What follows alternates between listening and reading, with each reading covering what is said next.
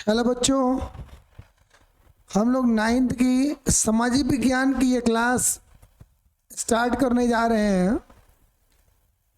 Civics का ये आज का टॉपिक होगा। सिविक्स में कुछ चीज़ें जनरल हैं, उसको पहले हम लोग जान लेते हैं। कुछ टर्म्स ऐसे हैं जो हिंदी मीडियम और इंग्लिश मीडियम दोनों के लिए महत्वपूर्ण है, लेकिन मेन जो टर्म्स समझाएंगे हम वो हिंदी मीडियम वालों के लिए ही महत्वपूर्ण होंगे। इसलिए सिविक्स जो नागरिक शास्त्र आप लोग पढ़ने जा रहे हैं,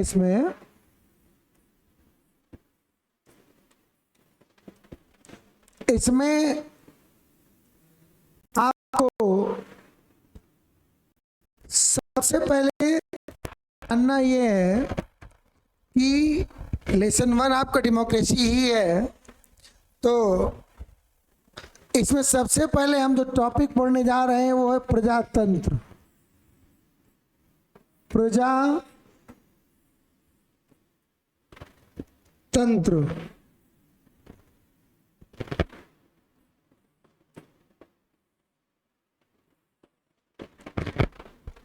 दुनिया में सबसे जो महत्वपूर्ण फॉर्म ऑफ गवर्नमेंट है, जो सबसे बेटर फॉर्म ऑफ गवर्नमेंट है, जो सबसे अच्छी सरकार पूरी वर्ल्ड में मानी गई है, वो है प्रजातांत्रिक सरकार या डेमोक्रेटिक गवर्नमेंट, इसको आप कह सकते हो।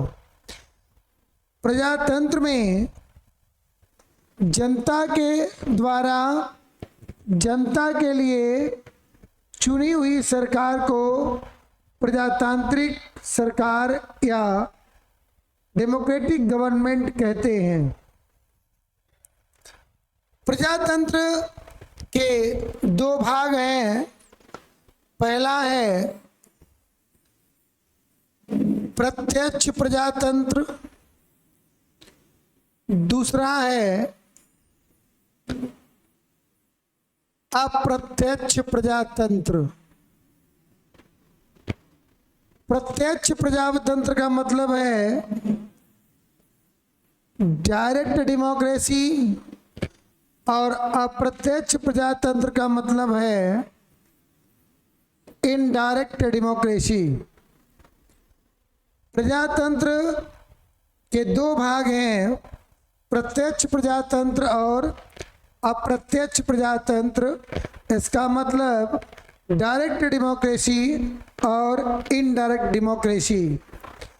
डायरेक्ट डेमोक्रेसी का मतलब ये है जो जब सरकारें कानून बनाती है तो ये प्रत्यक्ष प्रजातंत्र वाले जो देश हैं, जो गणराज्य हैं, वहाँ की कंडीशन ये होती है कि ओवरऑल एडल्ट पॉपुलेशन, मतलब कह लीजिए जो वयस्क मताधिकार या वयस्क लोग हैं, वो लोग कानून बनाने की जो अथॉरिटी, जो इंस्टीट्यूशन है, उसमें डायरेक्ट पार्टिसिपेट करते हैं। और ऐसे प्रजातंत्र को हम लोग प्रत्यक्ष प्रजातंत्र कहते हैं, जहां पॉपुलेशन अपने लिए लॉ मेकिंग अथॉरिटी के रूप में खुद पार्टिसिपेट करे, खुद उसमें शामिल हो। अप्रत्यक्ष प्रजातंत्र की बात जब आती है तो अप्रत्यक्ष प्रजातंत्र में जनता, जो पब्लिक होती है, जनता अपने प्रतिनिधि चुनती है।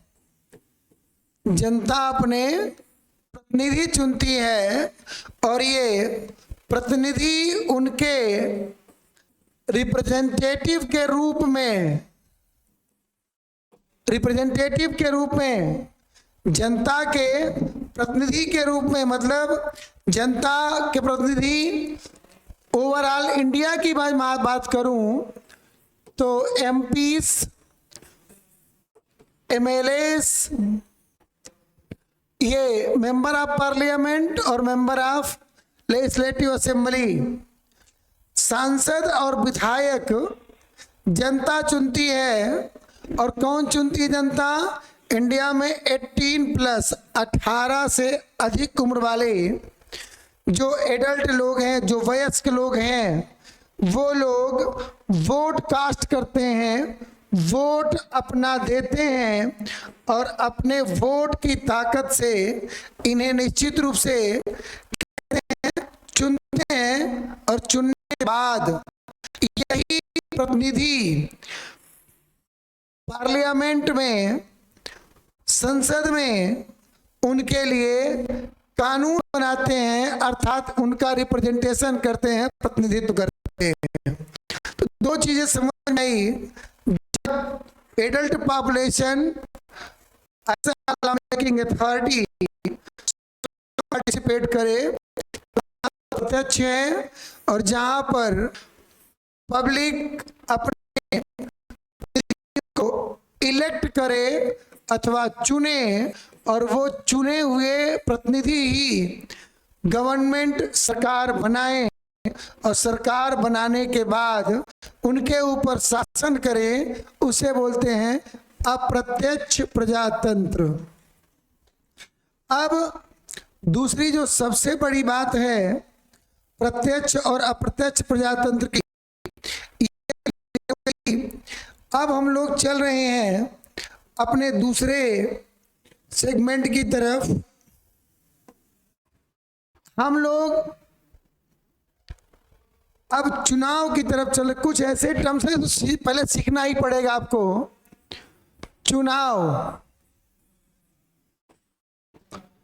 चुनाव भी दो तरीके से होता है, प्रत्यक्ष चुनाव और अप्रत्यक्ष चुनाव। क्लास 9th और 10th दोनों के बच्चों के लिए महत्वपूर्ण है टॉपिक, क्योंकि 9th 10th वाले बच्चे जो 9th में अच्छा ढंग से नहीं पढ़े होंगे, उनके लिए ये बहुत महत्वपूर्ण टॉपिक है। प्रत्यक्ष चुनाव का मतलब है डायरेक्ट इलेक्शन,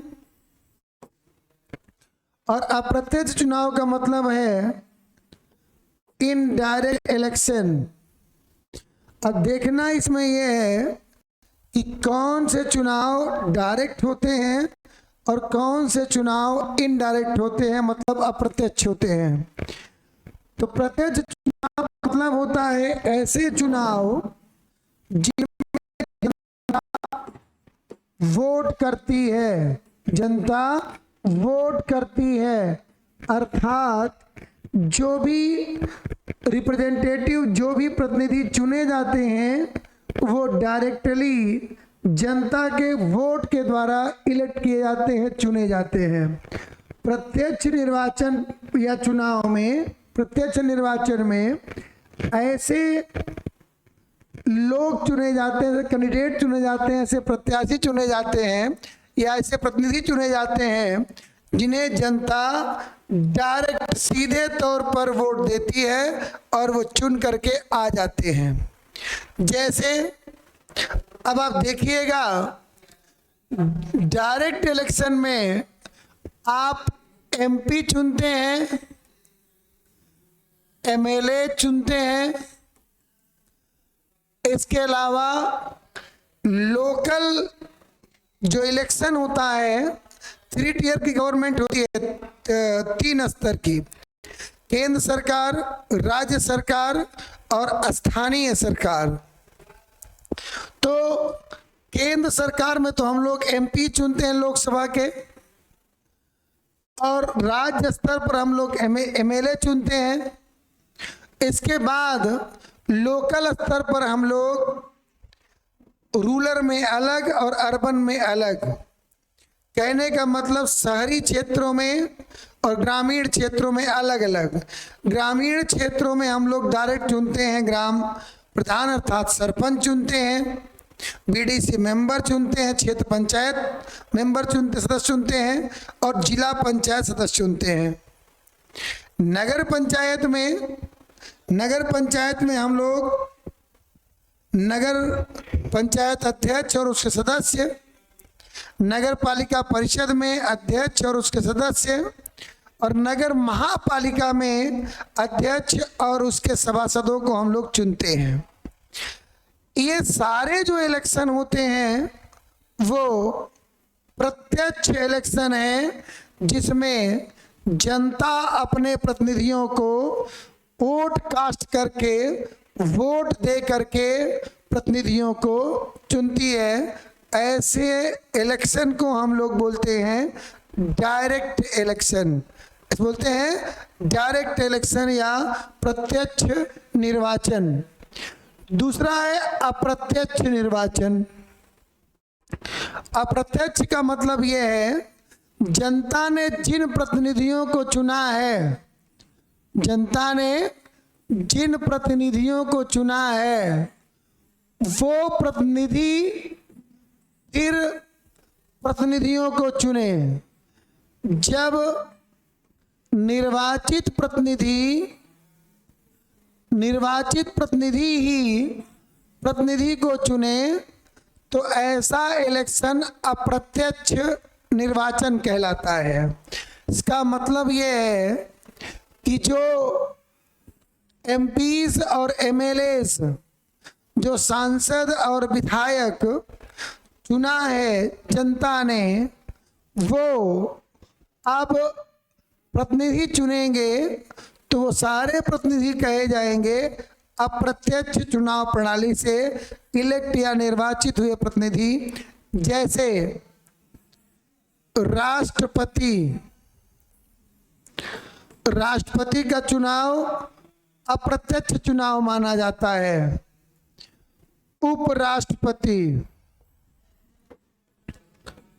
उपराष्ट्रपति का चुनाव अप्रत्यक्ष चुनाव है। फिर लोकसभा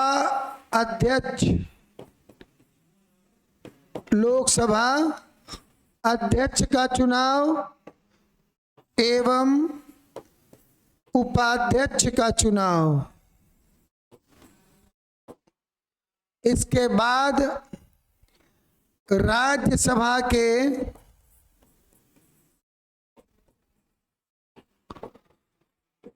उपसभापति का चुनाव। उसके बाद राज्यसभा के सदस्यों का चुनाव। उसके बाद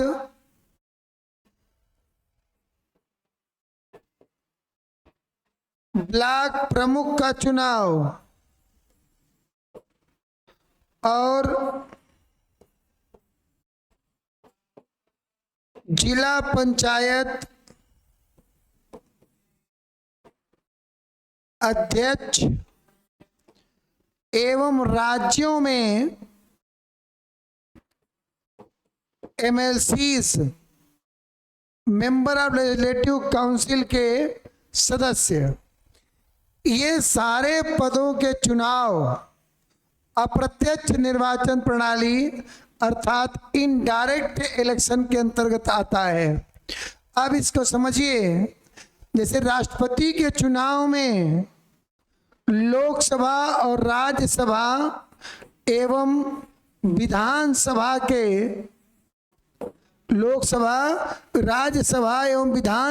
के सभी निर्वाचित सदस्य भाग लेते हैं। सभी निर्वाचित सदस्य भाग लेते हैं। जबकि उपराष्ट्रपति के चुनाव में संसद के दोनों सदनों अर्थात राज्यसभा और लोकसभा के सभी सदस्य, एक बात ध्यान रखिएगा, मैंने यहाँ बोला है निर्वाचित सदस्य और यहाँ बोल रहा हूँ सभी सदस्य चुनाव में भाग लेते हैं। इसके बाद लोकसभा अध्यक्ष के चुनाव में लोकसभा के सदस्य और उपाध्यक्ष के चुनाव में भी लोकसभा के सदस्य, राज्यसभा के उपसभापति के चुनाव में राज्यसभा के सभी सदस्य, राज्यसभा के सदस्यों के चुनाव में राज्यों के एमएलए राज्यसभा के सदस्यों का चुनाव करते हैं और वो कुल सदस्य होते हैं 233, जबकि 12 सदस्यों को राष्ट्रपति महोदय मनोनीत करते हैं और 233 सदस्यों को हम लोग विधानसभा के सदस्यों के द्वारा निर्वाचित करते हैं। अभी इलेक्शन हुआ है यूपी में राज्यसभा के सदस्यों का, जिसमें क्रॉस वोटिंग के कारण समाजवादी पार्टी का एक सांसद चुनाव हार गया था और बीजेपी का एक सांसद चुनाव जीत गया था। तो इस तरह से इसके बाद एमएलसी का चुनाव जो होता है राज्य विधान परिषद का, उसमें विभिन्न अलग अलग टाइप के लोगों को सीटों का बंटवारा है। वो समय आने पर आगे क्लासेस में बताऊंगा आपको। तो ये तो हो गया प्रत्यक्ष और अप्रत्यक्ष। अब आप देखिए चुनाव हो गया, अब आपको देखना ये है कि भारत में चुनाव, पहले तो पार्टी, पूरे वर्ल्ड लेवल पर पार्टियां कितने टाइप की होती हैं वो जानना है। तो पहले सिंगल पार्टी सिस्टम मतलब एक पार्टी, दूसरे नंबर पर डबल पार्टी सिस्टम मतलब द्वि पार्टी, और तीसरे नंबर पर है मल्टी पार्टी मतलब बहु पार्टी। तो इसका मतलब क्या है, single party system, double party system और मल्टी पार्टी सिस्टम। जैसे मान लीजिए चाइना, भी आप पढ़ेंगे जब पहले लेसन में डेमोक्रेसी में, तो चाइना में चाइनीज कम्युनिस्ट पार्टी है। चाइनीज कम्युनिस्ट पार्टी के अलावा, चाइनीज कम्युनिस्ट पार्टी के अलावा आप कोई भी व्यक्ति इलेक्शन में कंटेस्ट नहीं कर सकता है। मतलब केवल चाइनीज कम्युनिस्ट पार्टी ही चुनाव लड़ेगी और वही चुनाव जीतेगी और वही सरकार बनाएगी। इसका मतलब ये है कि चीन में सिंगल पार्टी सिस्टम है। कोरिया में भी यही हालत है। द्वि पार्टी सिस्टम की बात, डबल पार्टी सिस्टम मतलब देश के अंदर दो ही पार्टियां होंगी। दो पार्टियों का मतलब ऐसे यूके और यूएसए दो ही पार्टियां हैं।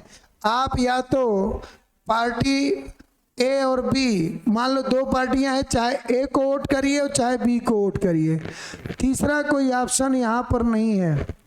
लेकिन अगर बहु पार्टी की बात करो तो इंडिया, भारत उसका बेहतरीन एग्जाम्पल है। मल्टी पार्टी सिस्टम में, बहु पार्टी सिस्टम में वो भारत सबसे बेहतरीन एग्जाम्पल है। लगभग 700 से अधिक पार्टियां इलेक्शन कमीशन में इनरोल हैं। मतलब 700 पार्टियां इलेक्शन कमीशन में इनरोल हैं। बाकी तो हजारों हजार पार्टियां ऐसे हैं। इसके अलावा इंडिपेंडेंट कैंडिडेट, मतलब ये कह लीजिए कि निर्दलीय प्रत्याशी भी भारत में चुनाव लड़ सकते हैं। भारत जैसा संविधान दुनिया के किसी भी कोने पर देखने को नहीं मिलेगा आपको। भारत का संविधान अद्भुत और अद्वितीय है, जो विभिन्न देशों के हार्ट को, विभिन्न देशों की अच्छी चीज़ों को ला करके भारतीय संविधान में जोड़ा गया है। मुख्य रूप से तो 70% ये 1935 के भारत शासन अधिनियम का ही पार्ट है। लेकिन अधिकतर होने के बाद भी जो भी चीज़ें ली गई, जैसे हमारे यहाँ पार्टियाँ एकदम अलग सिस्टम में हैं।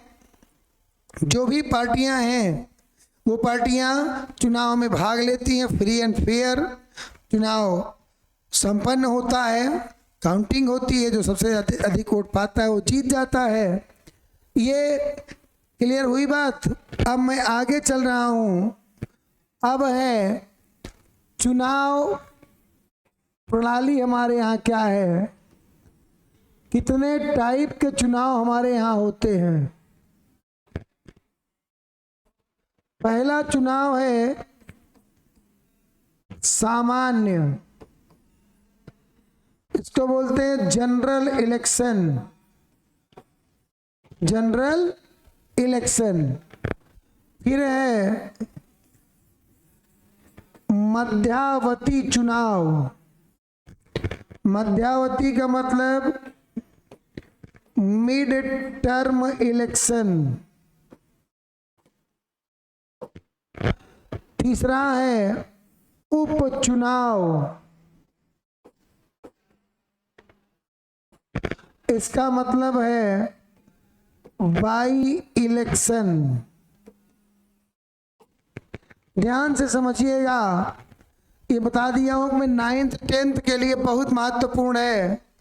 10th में तो पूरा एक चैप्टर ही इस पर है, पॉलिटिकल पार्टियों पर, और 9th का पहला ही चैप्टर इसको बेसमेंट करेगा। सामान्य इलेक्शन का मतलब ये है कि जो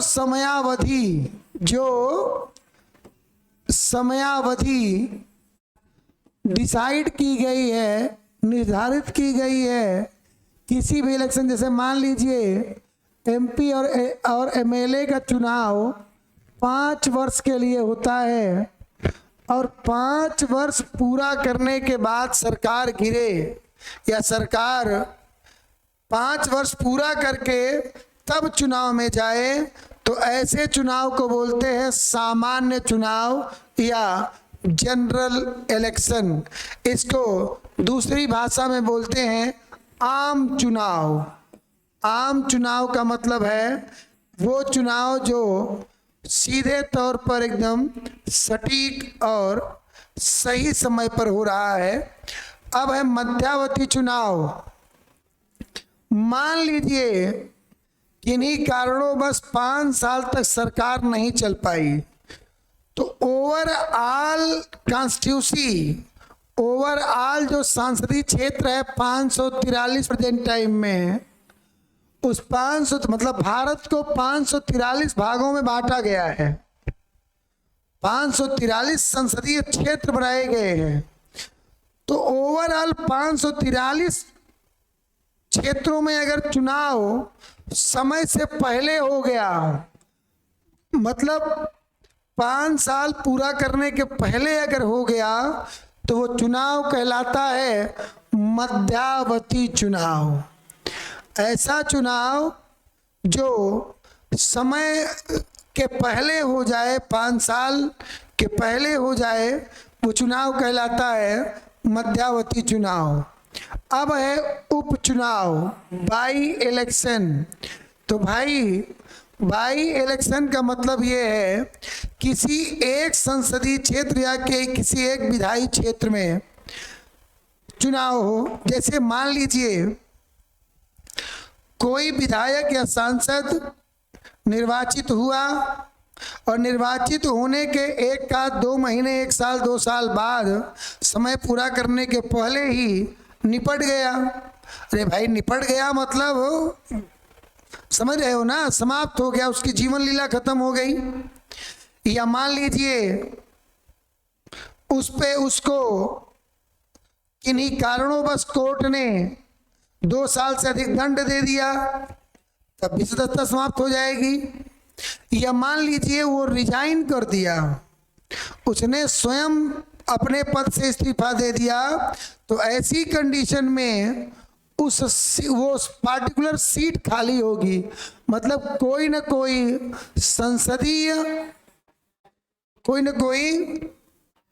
संसदीय सीट खाली होगी, और जब कोई न कोई संसदीय सीट खाली होगी,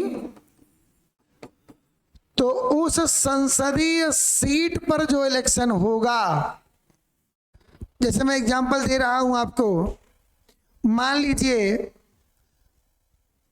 फूलपुर सीट से कोई कैंडिडेट निर्वाचित हो, अभी चुनाव होने वाला है उसमें, और 2-3 महीने बाद वो इस्तीफा दे दे, कहते भाई हम सांसद नहीं रहेंगे, हालांकि कोई देता होता नहीं है, ये मजाक की बात अलग है, कर लो, तो उसका पार्टिकुलर सीट खाली हो जाएगी संसदीय क्षेत्र, तो उस पार्टिकुलर या उस एकमात्र संसदीय क्षेत्र पर जो चुनाव होगा वो कहलाएगा बाई इलेक्शन या उपचुनाव, ना कि ओवरऑल 543 संसदीय क्षेत्रों में। ये बात आपके समझ में आ गई होगी। ये नॉर्मल चीजें हैं, ये एकदम स्टार्टिंग की चीजें हैं जिसको जानना इसलिए आवश्यक है, क्योंकि जब सिविक्स पढ़ाई जाएगी तो बराबर हमारी आपकी चर्चा होगी, उस पर बहुत सारे टर्म्स ऐसे आएंगे जिसमें निश्चित रूप से हम और आप देखेंगे, समझेंगे चीज़ों को, और इसलिए हम ये चाहते हैं कि आप कम से कम नहीं तो बेहतर टर्म सीखिए, चीज़ों को अच्छा समझिए। आज ये जो जनरल टॉपिक था आपको समझाने का, ये टॉपिक बहुत महत्वपूर्ण है, और इसमें आपने जितना सीखा है वो आने वाले सिविक्स या राजनीति शास्त्र, जिसको तुम लोग नागरिक शास्त्र कहते हो, उसमें बहुत महत्वपूर्ण होने वाला है। और आज की क्लास यहीं हम समाप्त कर रहे हैं, और आगे की क्लास जब स्टार्ट होगी तो मैं आपको डेमोक्रेसी प्रजातंत्र में जो एनसीईआरटी ने सिलेबस दिया है उसके अकॉर्डिंग आपको एक्यूरेट सिलेबस से स्टार्ट करूंगा। इसलिए जो भी बच्चे लाइव जुड़ते हैं और जो बच्चे बाद में वीडियो देखते हैं, वो सारे बच्चे लाइव पाठशाला में जुड़िए और अधिक से अधिक संख्या में अपने दोस्तों, अपने मित्रों को जोड़िए, ताकि कम से कम नहीं तो गांव देहात के वो बच्चे जो बड़ी कोचिंग या ऑफलाइन बड़ी महंगी फीसों में अपना एजुकेशन नहीं पूरा कर पाते हैं, उनके लिए इजी हो जाए, और कम से कम लाइव पाठशाला उनके एजुकेशन में, शिक्षा में कुछ सहयोग कर पाएगी। तो हम लोग अपने आप को सुखद एहसास करेंगे कि हमने कुछ ना कुछ अच्छा किया है, जिसके कारण हमारे बच्चे, गरीबों के बच्चे, हमारे जिन बच्चों के पास ऑफलाइन बहुत पैसा नहीं है पेमेंट देने का, वो सब बच्चे पढ़ लिए। ओके, थैंक यू सब लोगों को, धन्यवाद।